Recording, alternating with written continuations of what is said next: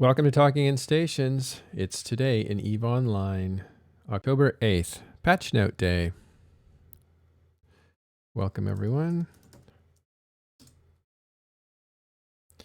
So patch notes have come out for October. Let's go have a look at what's involved there. I'm hanging out with Caleb and Aria. How do you say that? Aria? Araya? Araya. I don't think I've ever asked. I'm sure that etymologically he's in my family somewhere. Right. Anyways, you should maybe consider poking Ghost and Lux because they've actually been testing some of the new stuff out already and getting screenshots. Poke them for me. If they want to come in, they can come in. If I grab them and drag them, they may get confused or be in the middle of a discussion. All right, so let's go ahead and first look at some of the stuff that's going on around EVE Online today, and then we'll go into the patch notes. But even before that, let's actually get to know Araya a little bit better. So Araya, what's your background in EVE Online? Where have you been? See, I started EVE, about 10 years ago, and I was one of those pilots that was attracted by the butterfly effect video. Joined EVE Online. The first time didn't stick. I didn't quite understand what I was doing. I stumbled into nullsec. Didn't quite get it. Second time it stuck, though. I understood it better. And I was one of those people that just jumped right into nullsec. I liked the attraction of the nullsec empires and players forging ahead and creating their own politics and empires. So that's really what I did. And I've been in nullsec mainly for the last 10 years. With who? So I joined a group called Tactical Narcotics Team. And TNT. Yep, TNT. I've always disliked TNT. I'll tell you why. And I probably shouldn't. But way back in 2009, I think, I was in one of my first, if not the first, nullsec group that I was with. They were called Scorched Earth, and they were just a little pet to Atlas in Scalding Pass. And we were starting to fail Cascade. The numbers just weren't there, and Atlas, I don't know. I don't even know what was happening around me. I just know that the biggest fight that I remember being rushed out to say, come on, we have to join this fight. You know, if you guys want to see what an 800 person fight looks like, this is it, get in this fleet. So I remember that was about the scale that was happening, the large scale that was happening in EVE at the time. And anyway, when we were collapsing, we're taking down towers because it was Tower Sov at the time. And I remember looking on the map saying, who's killing us? Who's taking our space? And it was TNT. And I was like, oh man, someday I'll get back at those guys. I was really disappointed. But since then, I joined right toward the end of that campaign, and I think you guys did get back. If you look at the, here's a bit of trivia. Yeah. If you look at the Northern Coalition Dots logo, and then you look at TNT's logo in 2009, they look awfully close to being the same logo. Really? I wonder how many people in TNT. Well, you were there a long time, so you must have come right after that. Yeah, I guess Butterfly Effect was. I wonder when that trailer actually was. So you came after that. So when you first joined TNT, you were probably in Scalding Pass. Right, Scalding Pass, Detorid. I remember Detorid as a region, and I was flying a Rifter. That's all I could afford. Following people into belts to fit my Rifter because that's all I could afford. So I was the poorest of the poor, and I was having a blast. Yeah, actually, it's yeah. Being when you're poor, everything has more meaning. Every little thing you lose hurts more, and everything you gain feels like a triumph. So it tends to be a place where a lot of emotions generated. Oh, here's something funny. So I looked up the Butterfly Effect. I forgot to put an EVE Online. And this movie in 2004, The Butterfly Effect, that's my poster. I used to design movie posters, and that's one of them, The Butterfly Effect. I forgot about that. So EVE Online.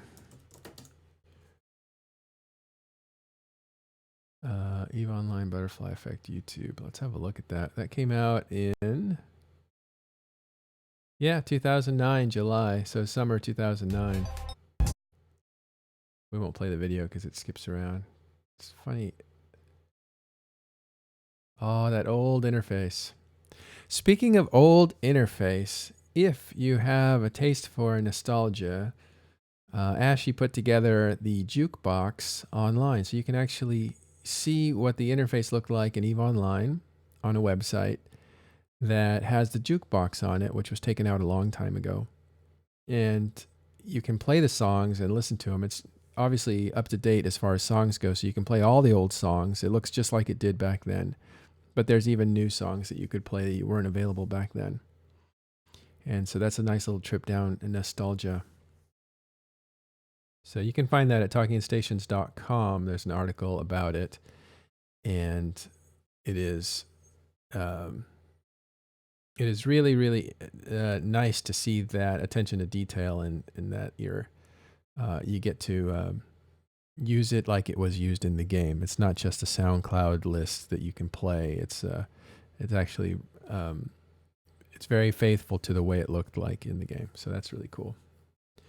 And it has the names. So when you listen to the songs, you'll notice they all have names that you'll be able to figure out what your favorite ones are, which is not something that people do these days because they don't have access to the list of names when they hear music.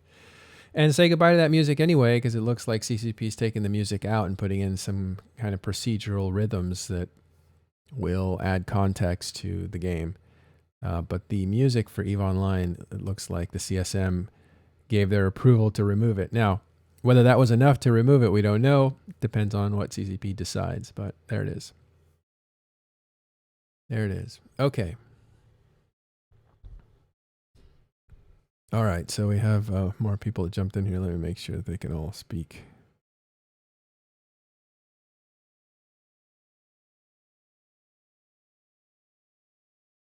All right, so they might mute themselves. All right, so you got to Scalding Pass after they took over that space, and I don't know how long you were down there. How long was it before you guys joined like the CFC?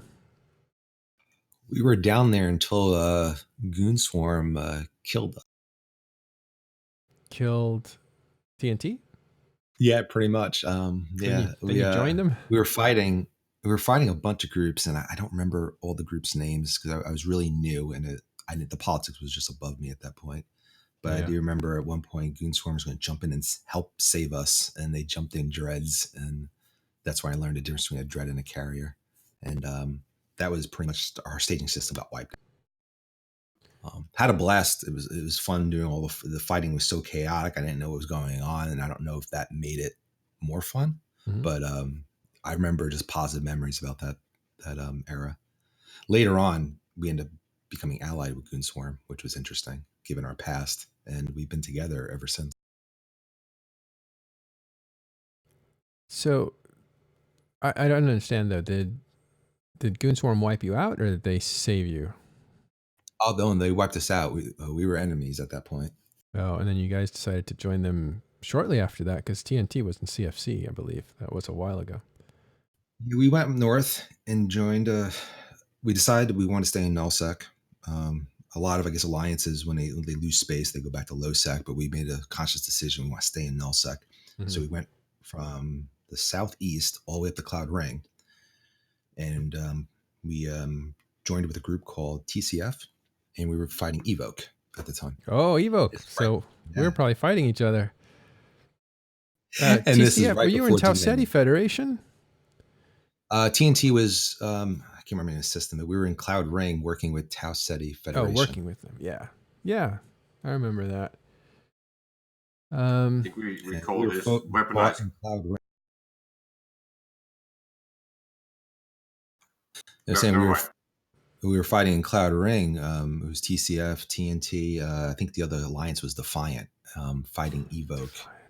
Yeah. And this was right before the Dominion was announced. And when CCP announced Dominion Sob, the war pretty much ended that day. Everyone sort of pulled back, and we moved to Declan. Right.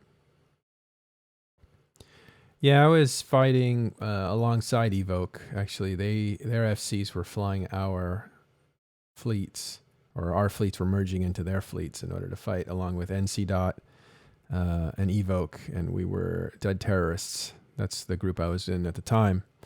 Who's still around, actually. They're tournament players. I don't know if they do wormhole stuff, but they definitely do a lot of low sec. And that's what they do most of the time. And apparently one of the FC's Larf 96, I think, is back in the game, and that guy was really good, really young, way back, 10 years ago.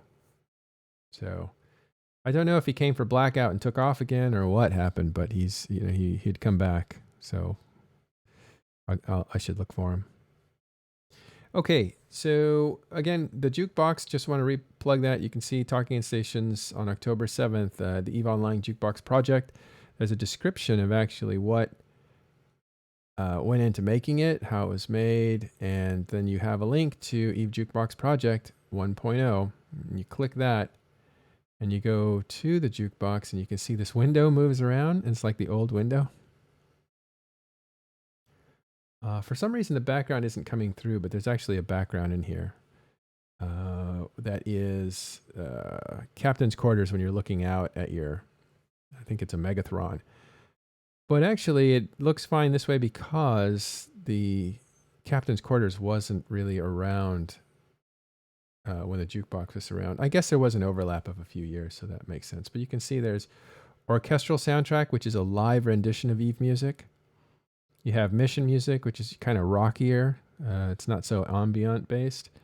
Login themes. Wow, that's amazing that the login themes are here because this is every expansion. And so my favorite of all these is probably either Imperium Age or Apocrypha. Let's play a little bit of Apocrypha.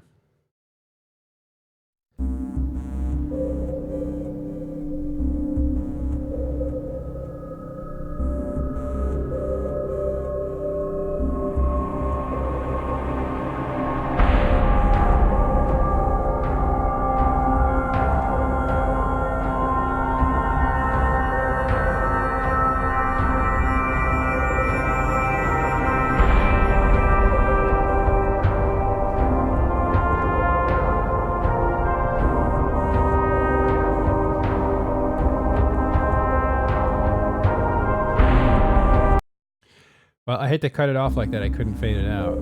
I think if you double click. Oh, it's right here. Pause. That brings back some memories. Apocrypha theme was actually a variation on the Outskirts, I think is the name of the song.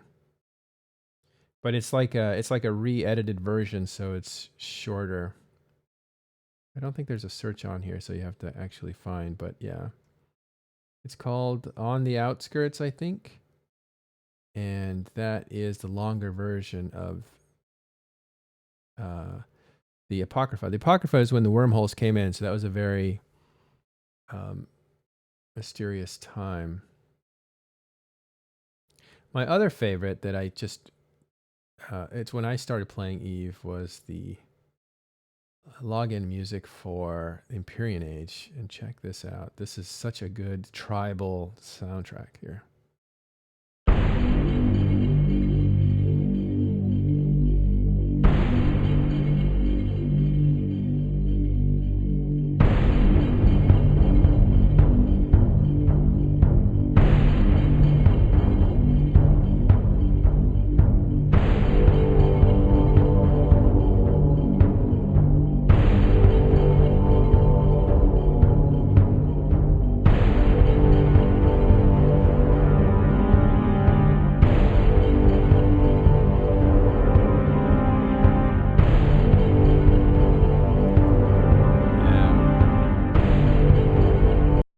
So that was, I guess I can do it here.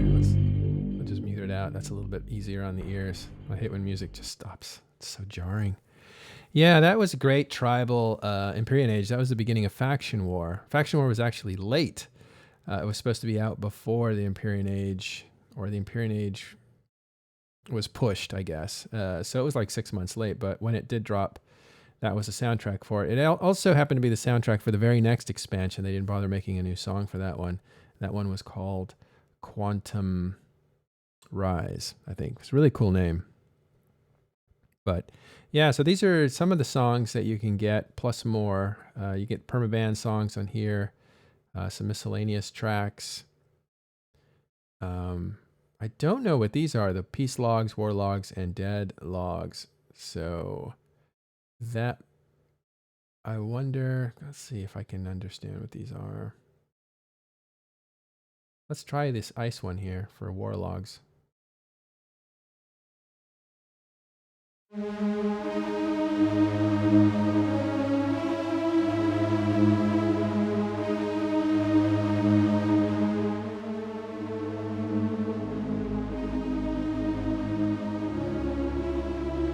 you getting stuck in DJ mode, Manuel?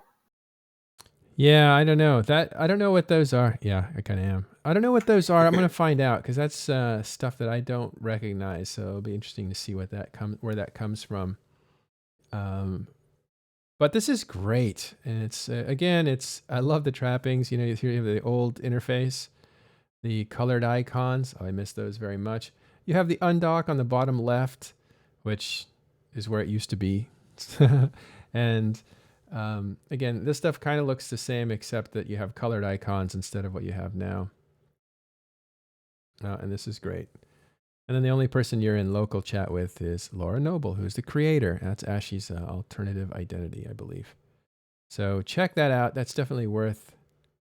It's worth like bookmarking that, and you can find that at talkinginstations.com.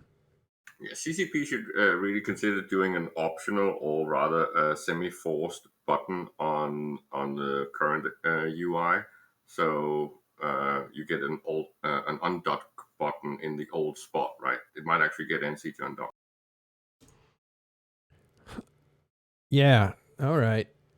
I don't really care about that. I don't know why people tell me that. Like, it's not something I care about. So Because you found it the other day, we saw it live. yeah, I guess that was pretty funny. Okay, so let's go look at some of the. This is something interesting that just popped up. It's right here. Nobel Peace Prize today. This is real world stuff.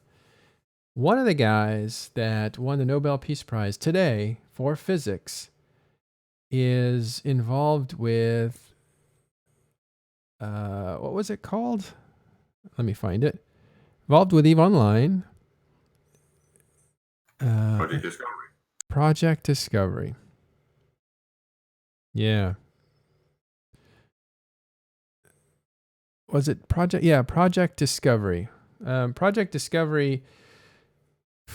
What's the umbrella? Project Discovery is. There's been 2 Project Discoveries, right? Yes, one for biology and one for finding planets around stars. Yeah, this is kind of funny because I go to a camp during the summer. It's a family camp, and it's associated with Berkeley, University of California at Berkeley. And one of the guys is always there when we're there is this, he's a professor of astronomy, and he's like a long-term professor there and stuff. So occasionally we, because everybody there, we have conversations and stuff. And I was telling him, hey, I play this game. There's thousands of people that play it, and there's this. They're looking for exoplanets. They're kind of crowdsourcing research for exoplanets because the computers can't really do this kind of work. And he was saying like, oh, that's interesting. Send me information on that. So I did. And so the next year, that was when it first came out or when it was announced. And then the next year I came over and said, well, what'd you think about that, exoplanet thing? And he was like, huh? Like he totally forgot about it. Totally blew it off. Because his whole thing is not crowdsourcing people or citizen astronomers. His whole thing is getting more telescope time in whatever research center they can do, and that's where his mind is. So I think he might have looked at this and said, yeah, it's not for him. But now that the guy involved with it has won the Nobel Peace Prize, he may take a second look at that method of understanding. I hope it's the physics prize. Otherwise, I think he's going to be disappointed. The Peace Prize medal? I think that's Greta's. Oh, did I say Peace Prize? Yeah, Oh, yeah. No, I was. Again, I'm reading while I'm talking sometimes. But yeah, the prize for physics. So maybe that'll be really interesting. So that's interesting, right? EVE Online, Nobel Peace Prize. Physics prize. Physics prize. Nobel Prize for physics. Sorry. Okay. Enough of that. Enough of screwing that up. Let's get to names that I can screw up properly. Yeah, I'm sorry. Nobel Peace Prize, Delana. Yes, I did it again. Nobel Prize for physics. Thank you. I blame the media for constantly talking about the Nobel Peace Prize instead of the Nobel Prize for. Okay, so the latest in forums. What do we got here? I was looking around. There's something that might interest you guys. Where is it? Something about. Why is it gone? Well, it was something about inflation. Like, don't talk to me about inflation or something. No. It was like no inflation. I just had it. What a drag. All right, well, look for that one. What do you guys got? Do you guys know what's going on? Patch notes, patch notes, patch notes. Okay, we'll get to patch notes. Is there anything else that we should talk about before we get to patch notes? Don't think so. Oh, here's something. The Mac OS client. Yeah, we're having trouble with this at work too. A lot of computers are having trouble with this. The new OS for Macintosh needs to have. It doesn't run 32-bit programs anymore, I don't think. Something like that. And so if you don't have 64-bit client for Mac, you're going to be in trouble trying to run EVE Online. It'll cause some freezing. It looks also here, another entry, EVE ISK per hour industry program is at 4.0. So it's nice to see that's still developed. That is a handy application. It's only for Windows. So it looks like it is still being developed at 4.0.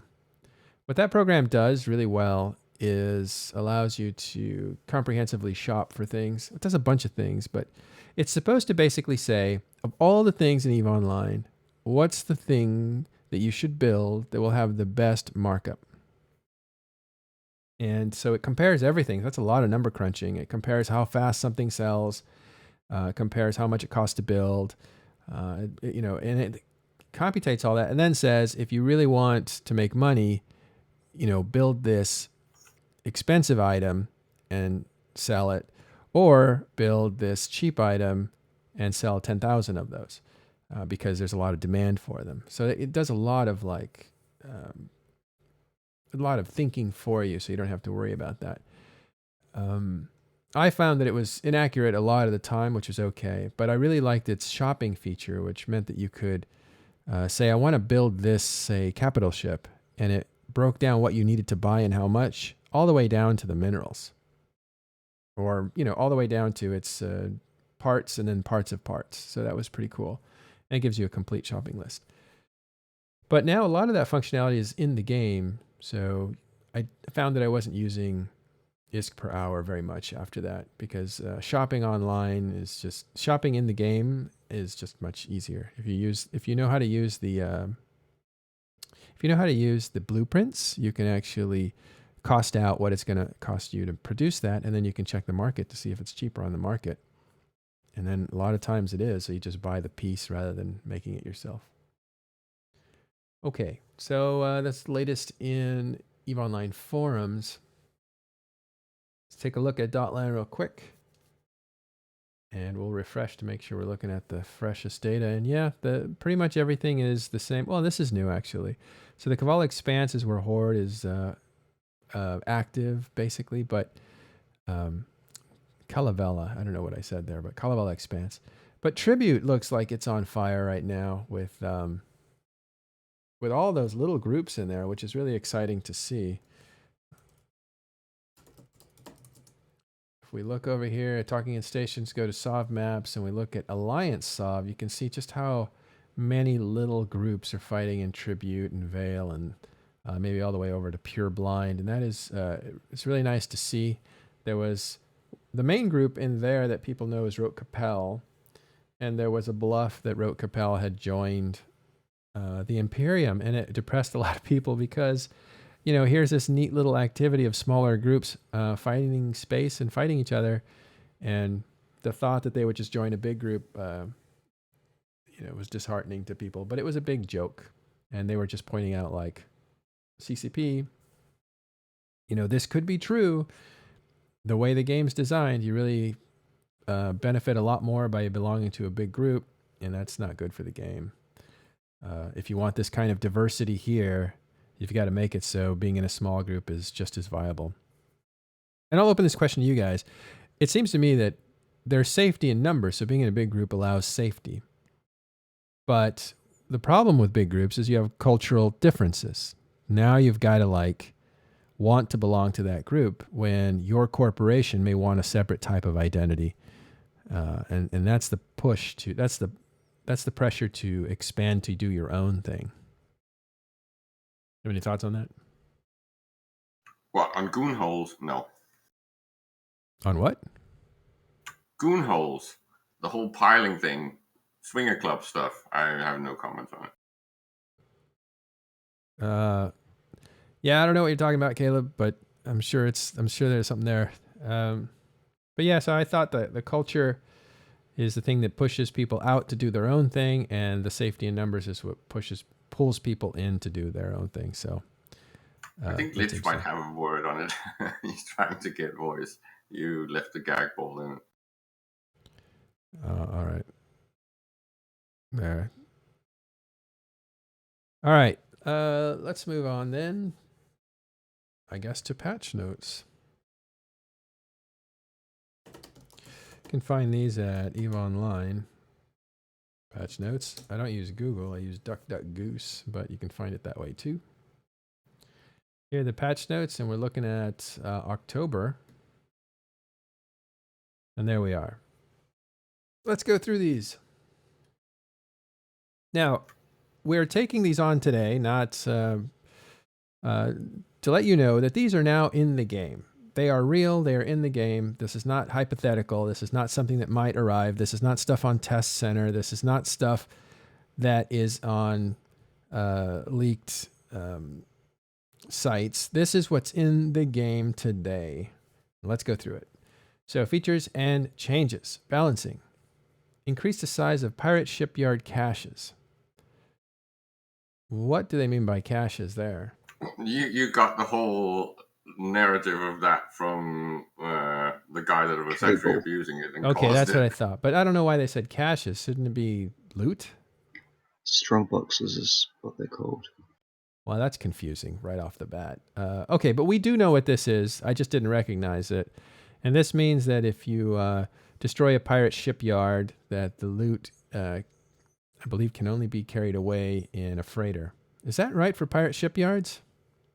It's a ninja loot nerf, right? So.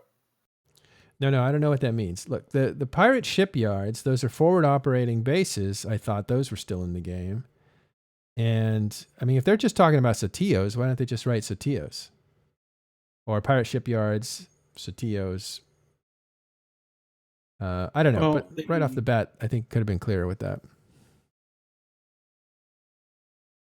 Yeah, I think they restrict the utilization of Satios to be player structures. Yeah. All right. Well, the point is, this is something that we've done some interviews with people involved. Ron, who is familiar with Test, that essentially takes on these Satios in their territory. And when they're about to grab the prize, this guy from Tuskers, I think, his name is Cable, he actually snags it from them and has for a while. I forget what the numbers are, but I believe it's in the trillions on how much he's stolen, because these things are worth $500 billion each. And so he's done multiples of those. And so this is now geared towards making it nearly impossible to just steal it. The cash, the thing that drops from these pirate shipyards is so big, you need a freighter to carry it away. And nobody can cloak a freighter. That's impossible. And so you have to essentially find a way to get a freighter in, to pick the thing up, and get the freighter out. To do that, you'll need to control the security around the field, around the grid, basically, so that the freighter can safely get in and safely get out. And to do that, you have to be essentially the people that probably took down the shipyard. I would imagine that if you've taken down the shipyard, you have enough power to hold the field. That may not be the case if you have someone like Snuff that decides, okay, as soon as they destroy the shipyard, we'll jump in and we'll take over the field, and then our freighter will grab it. And I bring out Snuff because they're ones that are very capable of doing something like that. So we'll see what happens there if those rewards are contested. Anything on that, you guys? No, we've covered it when it was discussed, right? Yeah. I think you even had, didn't you have cable on? Yeah, we had cable on. Look for that interview on Today in EVE Online. Also, he says he's going to release how he did the things that he did, how he stole those, because he says he wasn't cheating when he did it. And he said he would only release that after this change came in, when it was real, and then he would release his old method of doing it. And I think he's also vowed to destroy these caches rather than let them be taken by Test. So whereas he used to steal from Test, now he's going to make sure that Test can't benefit from this change. And he's very upset about it. He thinks that CSM influenced CCP to change it, which, if you think about it, if it's true, is a pretty big deal. Well, the CSM influences CCP to fix things. For them, yeah. Now, I don't know if that's true because it's not in the minutes. We looked for it. But I'll look for it again. That's working as intended. This was a problem. It was solved. If the CSM had any... This was not a problem that was solved. That's a good thing. This was not a problem that was solved. Cable is a victim of his own success. If there's content in the game that requires a fleet to perform and Cable manages to steal 90%, or I think he said it was 97% of every single one of those in the game, he's a victim of his own success, right? Yes and no. Yeah, I guess. Yeah, if you're doing something to great effect and a lot of people are being disheartened by it, then yeah, you should expect to have it changed on you. And so this is absolutely true. What's not true though is this is a fix for a broken anything, because originally when they released these, Caleb, they said, it's a blueprint. If it gets stolen, it gets stolen. If people fight over it inside the same fleet, they fight over it in the same fleet. This is from the stage. This is what Larrikin was, when he was doing a Q&A, I think, answered. And it was, people knew this would be a problem, that people would want to steal this blueprint or fight over it. And I think that was part of the intended gameplay. But we should go back to that FanFest and actually make sure that that's what Larrikin was saying. But my impression early on, because I was very concerned with this was one of the things that we were talking about, saying, this is bad. You have one reward for 1,000 little ships that have to fight this thing. And how are they going to share that? That's not shareable. It seems like it's a very bad way to incentivize gameplay. And they essentially shrugged and said, yeah, well, that's how it is. It's super lucrative. And you guys have to figure out who gets it. So one guy comes in, steals 97% of it. Yes, something's going to change because people are upset. But that's because people are upset, not because it was ever broken.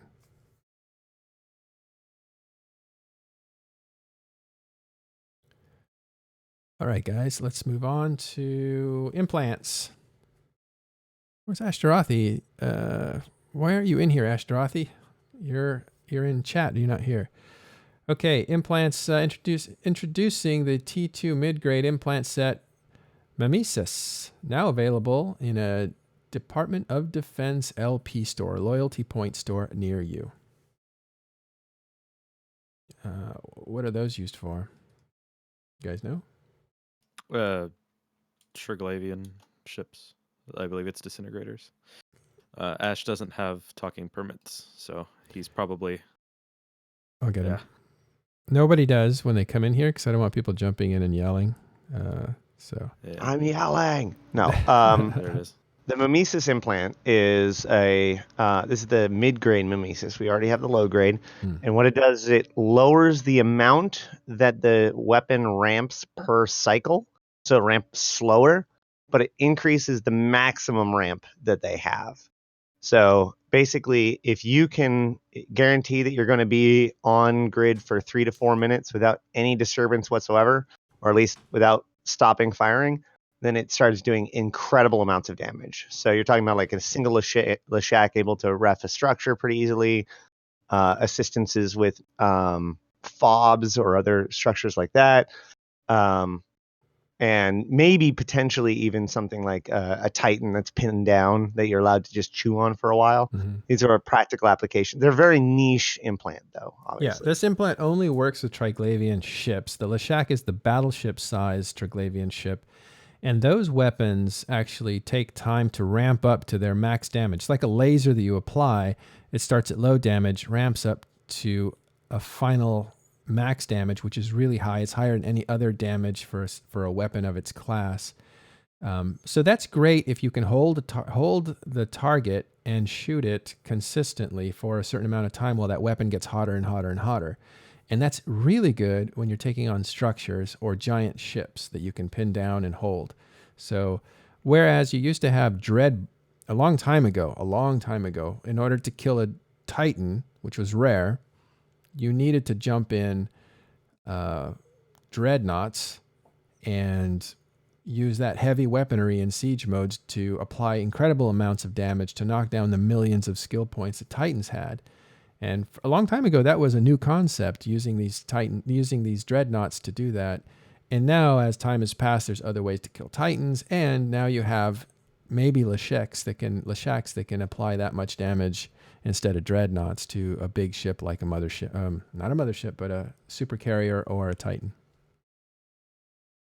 Yeah, a Lashak that's fully ramped up right now can do roughly 15 to 2K.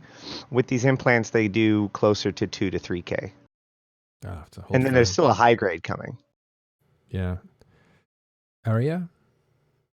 And with these available in the LP store, there's no ramp up effect of having to do sites to get loot to build these.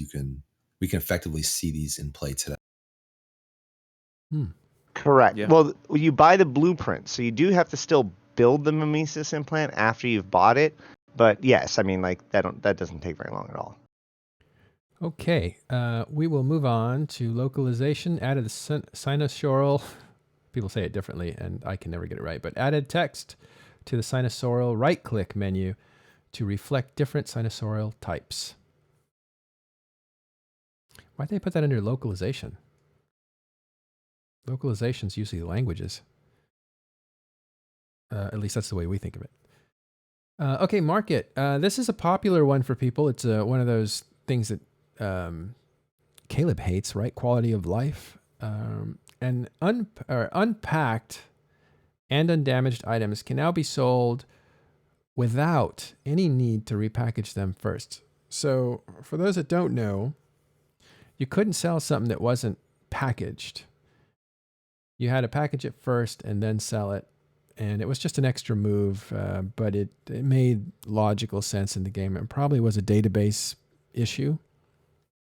So they must have reworked some of the coding for that. In the case of non-empty ships or containers, you will receive a confirmation message. Now, this is for selling. This is not contracts. You were always able to put something in a contract, if I'm not mistaken. So this is just for selling, but I don't understand how you would sell a fitted ship. So there must be something I'm missing here. Anyone have more details on this? Yeah, I'm curious what would happen if you try to do that with the ship. Does the ship automatically repackage itself and the items drop off of it, or do you lose the item? I imagine that it strips it. Maybe it sells all of the component pieces too, just like if you do a buy all. We'll have to find out. We'll have to find out, because this is a little bit vague, or there's not enough room in here to describe all the scenarios where this might happen. But it seems to me that they would. I'm just thinking as a programmer that they would create some kind of an action set that you would, everything would be changed into sellable mode, which was packaged mode, and then sold for you. If they do it all at once, that's a pretty big feature. If they just let you sell the ship and everything falls off into your storage, then that's just it's a little bit of a quality of life thing, I guess. But we'll see. Yeah, strip fitting, repackage, sell.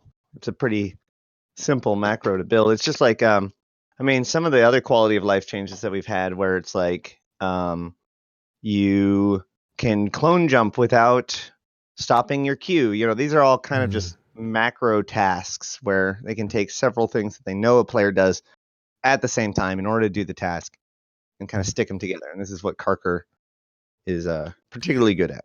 Right. Because I identify, like, if a person intends to sell this thing, there's no options on this path. You need to repackage and then sell. So there's no way it can go a different way. So you can create a macro to just do both steps instead of one step at a time manually.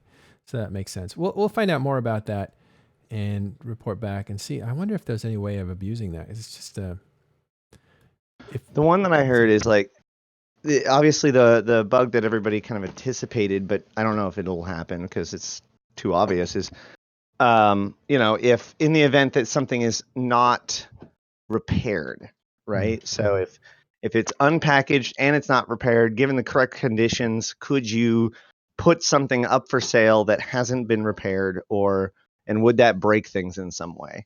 That's what I've heard people asking. Right. Well, that's a different thing, though. Something that's damaged, like, for instance, laser Well, if crystals. it's unpackaged, it can also be damaged. That's the thing that stops people from repackaging things sometimes. So maybe it'll just fail. Who knows? It probably strips it all out, so you can only sell the ship that you're trying to sell, or the item you're trying to sell, and it repackages that and sells it. That's the most logical. It would get you into the least amount of trouble. But yeah, if the thing about damage is sometimes you take damage, you can go in and you can repair your damage and then sell it. But there are things that you cannot repair, like laser crystals. Faction laser crystals cannot be repaired. They just decay over time. So those things will never be able to be sold on the market once they're used one time. Right. They can't be repackaged at all. Yeah. Yeah, because they can't be repaired. Yeah, which kind of sucks, because then you always have, if you have battleship, if you're flying Amar battleships, a lot of times you have your inventory full of a bunch of used crystals, that just take up space. It's an eyesore, but whatever. Okay, missions and NPCs. The Triglavian Collective has been spotted deploying what appear to be system-altering structures across invaded locations. I'm like 4 jumps from a foothold of a World Arc detected system, so I might have more information about that in just a couple minutes. I'm sitting on top of one of them, and it's actually good. got a message inscribed on the hull, which is written in Triangulese, and it's been translated by our local Triangulese experts. So it's been by McLeod, actually. And it says Zordaz. Zordage. I am actually Triangulasian. You may not like it, but this is it now. It will forever be referred to as Triangulese, and there's nothing you can do to stop that. We're done. That's funny. Triangulese. So he's talking about language that is from the Triglavians, and it's a lot of angles, right? The tri and the angles, they all go together. So the language, I guess there's what's interesting is when systems are taken over now by the invasions, a lot of the language in those systems changes to triangles. It's I guess an alien language. And but they do have an alphabet, so you can actually translate that back into readable language, and so that's what that is about. All right, well, let us know what that. Go ahead. Well, the most important part was, I think there were only 2, because they exist in the systems where the world arc is. But it appears that after it's been deployed by the shacks, they leave, and then the actual gate to get to the site despawns. And so the one in Chianti, I've already despawned that one. So if anyone wants to come down to Nisha, I'm selling tickets to visit a Triglavian stellar accelerator for cheap prices. Just convert me in game. What's your name? And I'll Lux Cinder, and I'll let you come and take a look at it. Awesome. It's like selling elevator passes at school that has no second story buildings. Yep, just one plex to enter. Yeah. Just one plex. Good. All right. Next is new player experience. Again, we know there's a lot of effort going into NPE. Improvements made to the text or displays throughout the tutorial. Okay. Added shortcuts to the tutorial instructions. Improved the flow of claiming rewards during the tutorial. Remove the civilian mining laser from the starter corvettes. Those are the ships you start with. Not the other versions of corvettes to help new players. Improved the hiding behavior of the aura conversation window. And lastly, updated the new rewards to the tutorial. Updated the rewards to the tutorial to be ISK modules or ammunition. What other rewards did they have? Skill books. Skill books, okay. And they used to have items, right? Like you would end up with an item. I don't know if tutorials did That's that. probable. Yeah. Missions do that, right? They leave you with all kinds of artifacts and it's like, data cores that are useless in any capacity of the game except to complete that one mission, and you don't know where that is, where it goes, or anything. There's a lot of debris from missions. You have inventory has a bunch of stuff that is useless unless you know how to use it. And it's only used once, so a lot of times you'll end up with more than you need. So that's weird. So, okay, that's good. They're tightening it up. Looks like they're cleaning it up. This is all part of two parts of the 4 that CCP is really focused on, which is stop the bleeding and eliminate the stupid, basically. So they're cleaning up a lot of simple stuff. Let's move to UI.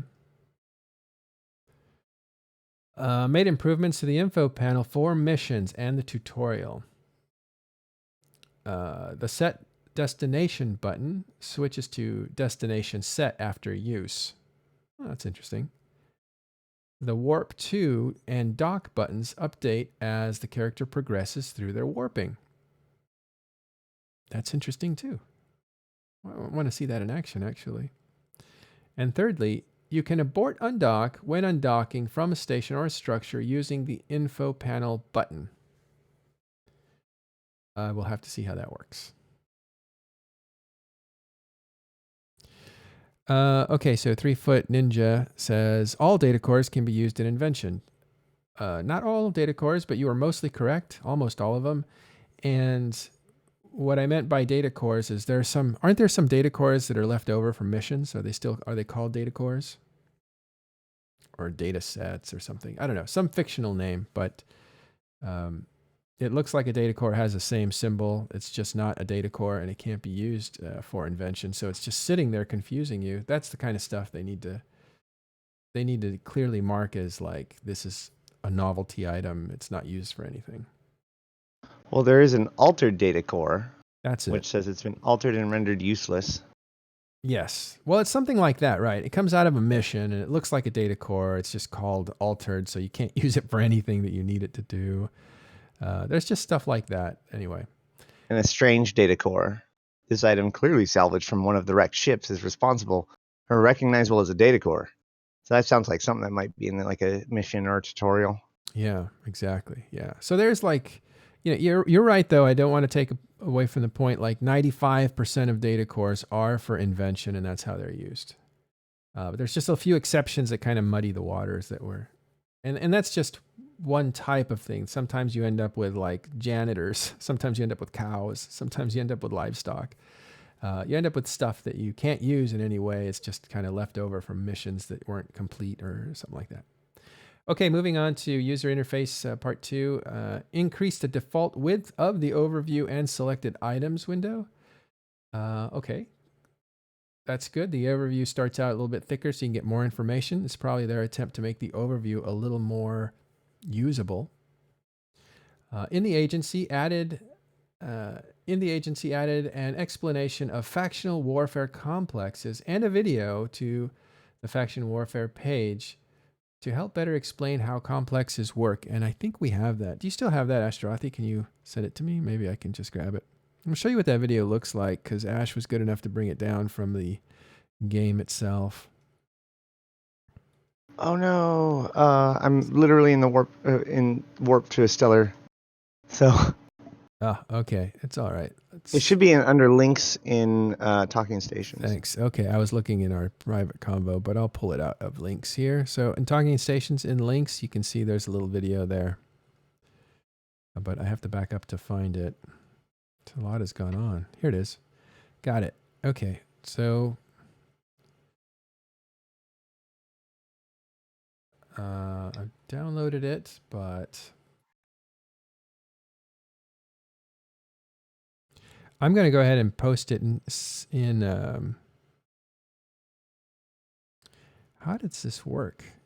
How do I link to this? I'm going to try to, it's not on the internet, so I can't just give you guys a link to it, but if you go to Discord, you will see what that looks like. Under links, it's under Ashtarothi, and I will repost it when I can. I did download it, but I don't know if I can just play it. It looks like I can.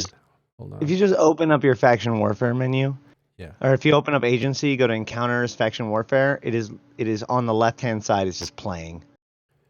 Okay, well, let's put that up now. I actually found a way to do it, I think. Let's see.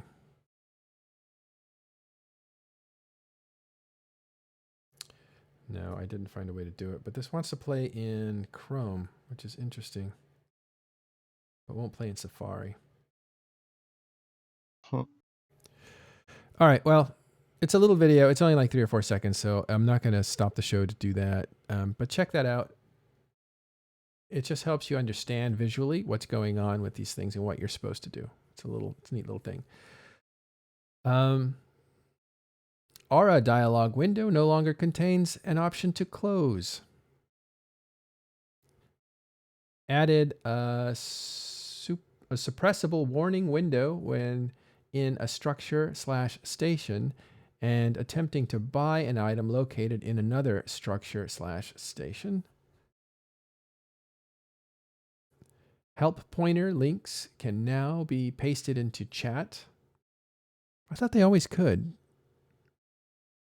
That's a big deal. That might be pasted as opposed to just dragged and dropped. Oh, okay. Copied and pasted. You couldn't do that before? Interesting. Not sure, but I mean, yeah. You could drag and drop it, and I've never tried to copy and paste it, so that's what I assumed that you mean. Right. Well, that's essential, right? You need to be able to give somebody a pointer so they click on it and you can see what they're doing. So that must be just an added way of adding it. You're right. Okay. I love that thing, man. My favorite pointer is to the pointer tool. If anybody asks me, where do you find this? I point them to the pointer tool and I say, okay, now this is a list of every UI element. Yeah. Enjoy. I'm going to fire up the game. Let me read these instead. I should fire up the game and just point at all these things. Okay, added a filter box to shortcuts tab of the settings menu to allow you to more easily find specific shortcuts. That's nice, actually, because there's a lot of shortcuts, so it'd be nice to filter those down. It'll help you basically get your settings right. They added a default launch drones shortcut, Shift F, for anyone that had not yet set a shortcut. Now, that's important there. The shortcut has always existed. It just wasn't default anything. You had to assign it yourself, so it was something you had to go and do. Now they've said, well, we'll just go ahead and make it a default launch drones for people. Very small fix, I'm sure, and it's kind of neither here nor there, but some people really like that one. Okay. Let me unmute you. Luna, you're a new player. Welcome. Brisker Ball's here. All right. He or she cannot talk, it looks like. But they are open to if they want to. And a couple more here under the UI fixes. Added the compare option to ships in various right-click menus where appropriate. The ship tree, very good. Fitting browser, very good. Lastly, added a minimum size to help pointer window.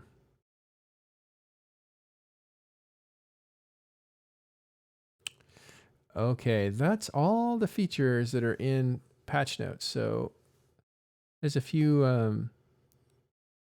things in there, right?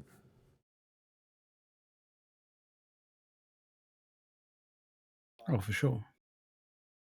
All right, let's go to gameplay fixes. Sometimes some of the fixes are actually more important than the features that they're offering because the fixes really change the meta.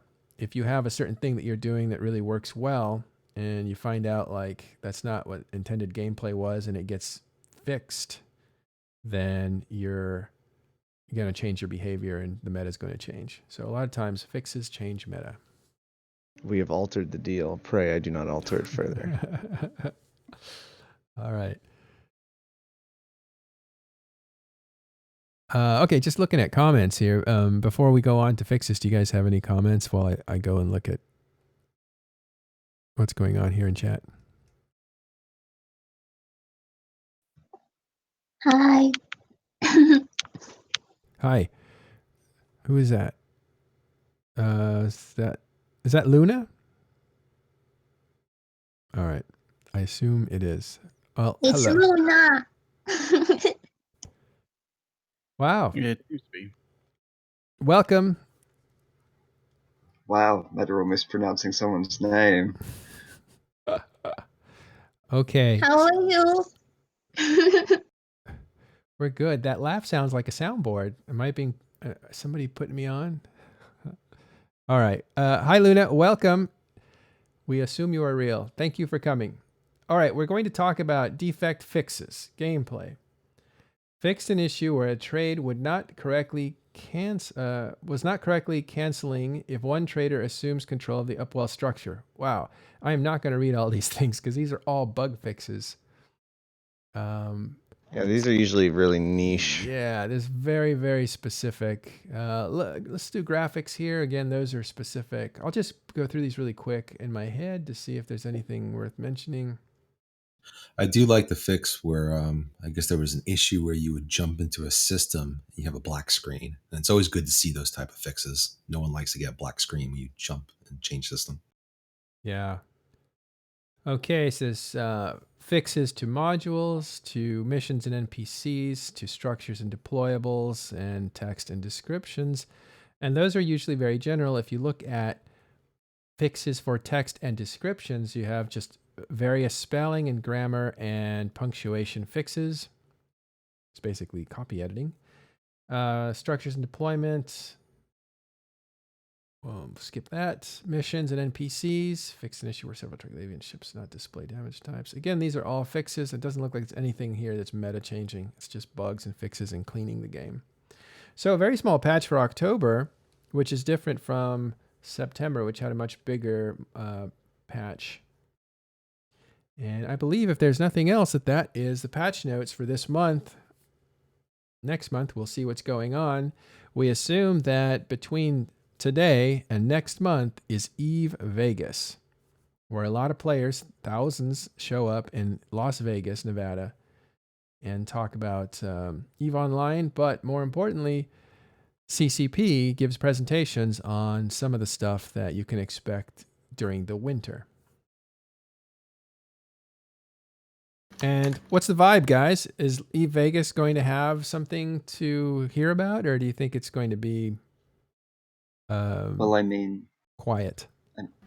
I mean, you're going to a pancake shop, so that should be pretty good. Everyone likes pancakes. Yes. I get the feeling if there's going to be any new announcements, that's where they're going to make them. So my guess is the next bit of chaos will be here.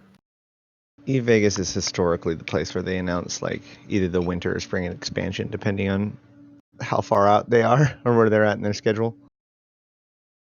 Yeah. I mean, think, I heard Rise was getting promoted in Vegas, isn't he? Isn't that the big league? It's getting promoted on stage. I for one, that I is for one not would that would is love not that known. to. What was that, McLeod? I'm just saying that like that would be a really cool thing. Like he has a good head on him, Rise. Like I feel like he'd be a good guy to to promote. You know. Yeah. Who's got room for a ride from SoCal to Vegas? I need a carpool, LOL. So putting it out there for 3-Foot Ninja 65. You guys, you should probably put that down. We have a channel, just to let you know, if you're going to Eve Vegas, we have a channel in Talking in Stations. It's a hidden channel, so not everybody has to read it. But if you go to the opt-in channels, you would use the customize channel to customize your channels. And in that channel, you would be able to turn on what are called real life channels or social channels. And we have various other groupings of channels. When you click on those and turn them on, you will get new channels for TIS, and it becomes a much broader experience. One of those channels is Eve Vegas, and that's where people going are talking about what they're doing and that kind of stuff. So check that out. And I want to make clear that we know nothing about CCP Rise getting anything. It's all made up. It's something that Lux is trolling with. So No, seriously, a late Madaro. No.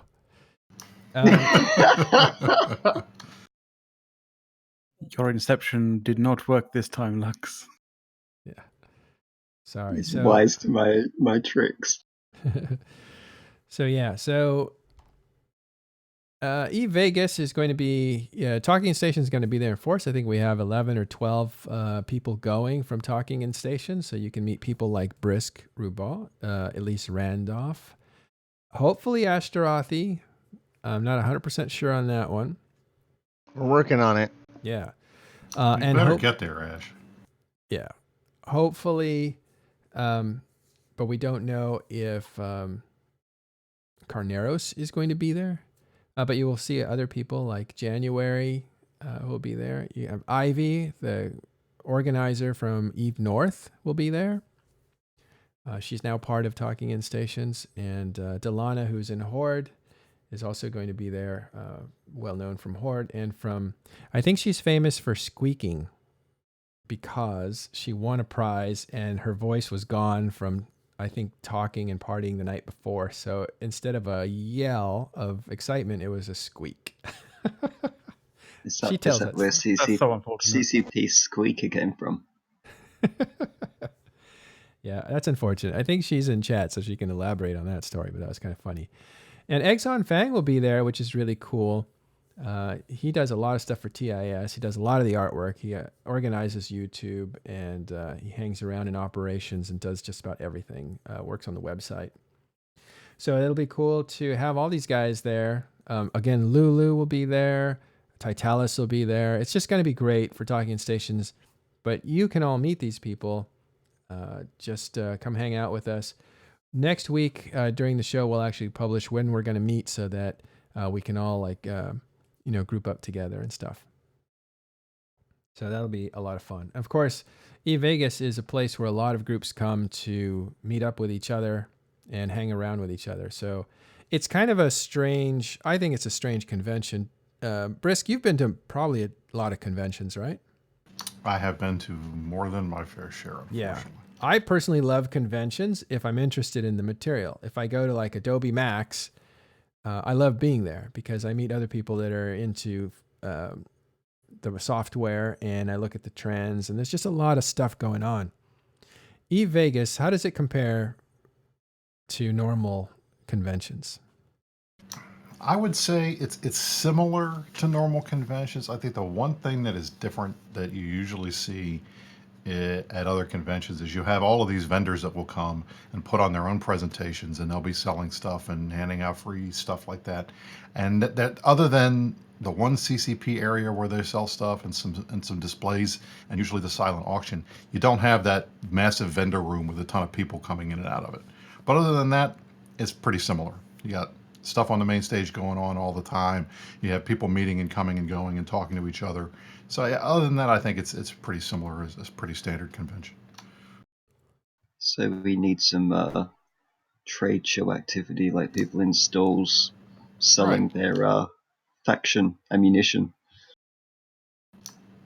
Well, no, Exactly. usually We you need would see gold like ammo sales on the floor. what you would see is like an Nvidia booth and a Razer booth and all those kinds of things as sponsors. Well, I would want to see a faction war booth, Galente Republic booth. I mean, that'd be pretty sweet. Yeah, like Abyssal Mods store. Come buy my Abyssal I could even see corporation recruitment. Yeah, absolutely. Corpse recruiting or something like that. I mean, I think that would be interesting. Yeah, like an Eve University. Just kind of have a vendor room. Yeah, right. Eve University booth would be great. The problem is, manning these for the duration of the. You'd have to have some. It'd have to be an organization that had people there like the whole time, so that you didn't just see empty booths everywhere. But I think that would be really cool. Going back to those bug fixes real quick.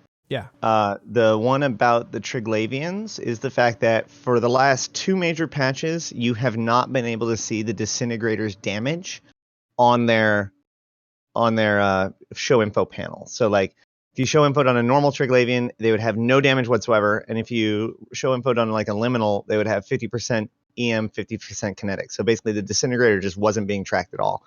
I just verified that it is actually working again. So now normal Damavik is doing 65% thermal, 35% explosive, which is what you would expect. Is the fact that some of the conduits are spawning like 600,000 AU away from the sun, is that a feature or is that a bug? 600,000 AU? Uh-huh. Like, it's been on Reddit if you haven't near seen Andromeda? There have been ones that have shown even crazier ones than that. There was one that was linked that was 4.4 billion AU away. That feels wrong. Yeah, I'd say that doesn't seem great. I mean, in an interceptor, it will take you 14 actual, literal, real-life years to get there, but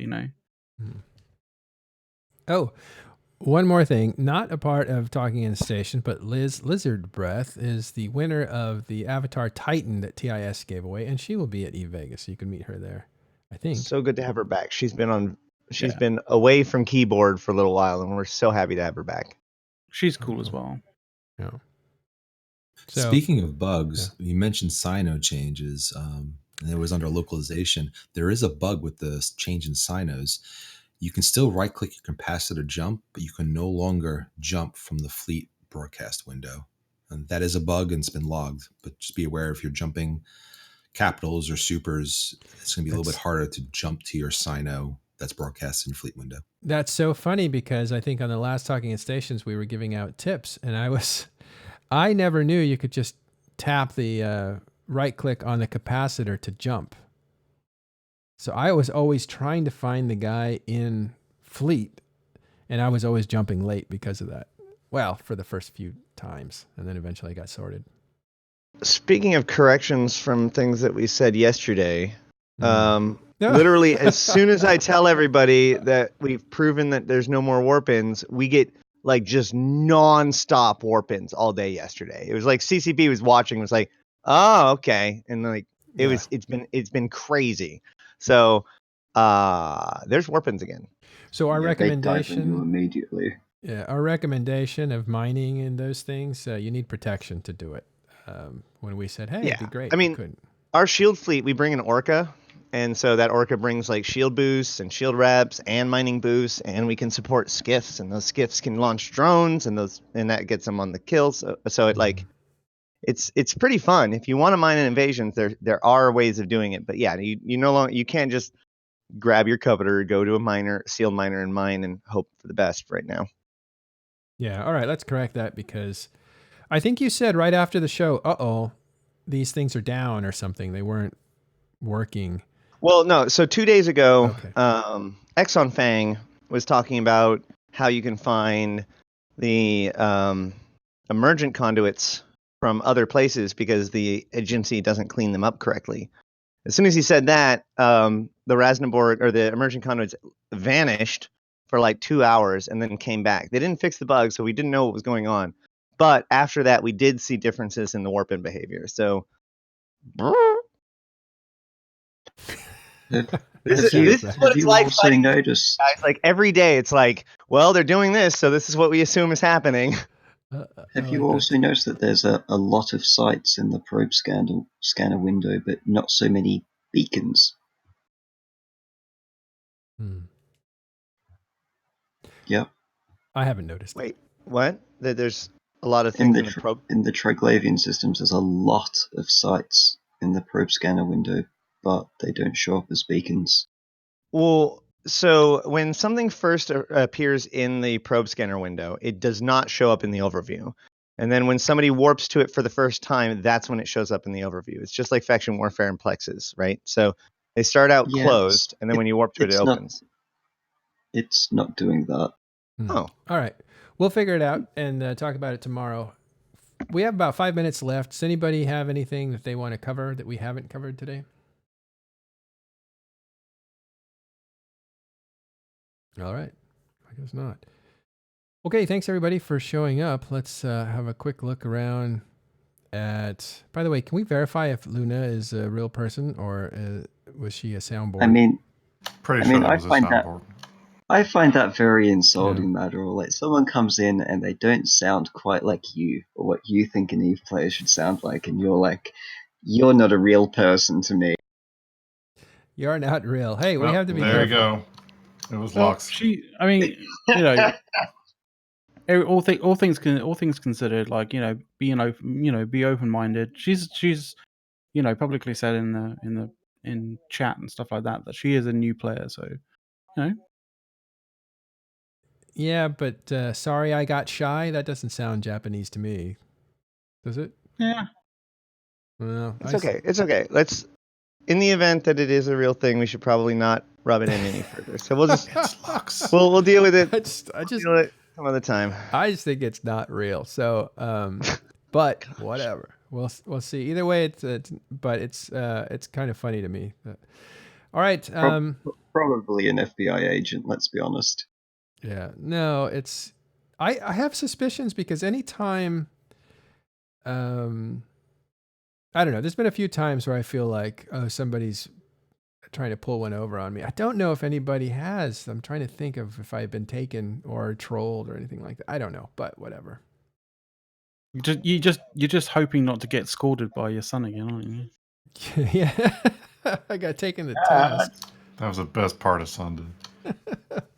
I was saying we should title this one Dad ! But we decided not to. Yeah, that's what I get for talking out loud. Oof. Okay. Thanks everybody for hanging out today. Let's see. Who do we want to raid? Should we vote on it? Underachiever is a relatively newer streamer, and he's streaming right now. That's a good option. Yeah. Extra Squishy does some pretty good PvP with the B team and stuff. They're the ones I roamed with last week. I've heard that name a lot. Extra Squishy.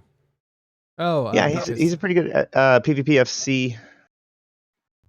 Small gang stuff. From the Satoyo the other day, that hilarious video. Yeah, the Satoyo, right.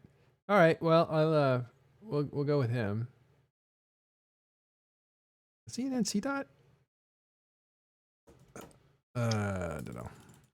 He was controlling an NC dot, Satoyo and Dell, so... Yeah, so, okay.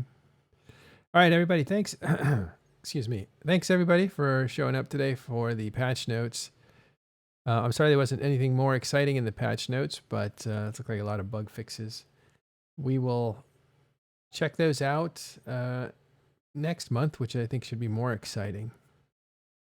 And I want to say thanks, everybody, for everybody who showed up here, and we will see you tomorrow.